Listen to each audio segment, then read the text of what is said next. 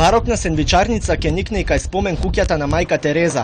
Таа е само дел од ланецот на поставување на сендвичарници и киосци во барок стил, кои се предвидени да заживеат на 20 локации во Скопје. Работниците кои веќе една недела работат на топлото време, велат дека градежните работи треба да бидат готови за 10 дена.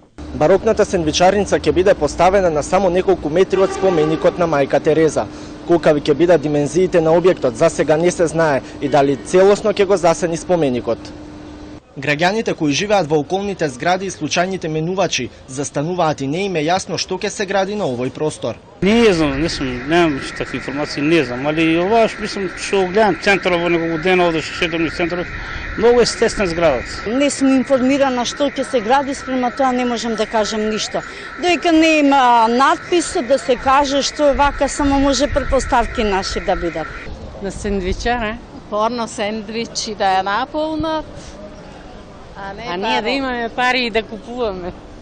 Собственик на новата сендвичарница е извесен Селим Муше, кој за 6200 евра за метар квадратен, односно за вкупна сума од 50.000 евра ја купил оваа парцела по патна лицитација.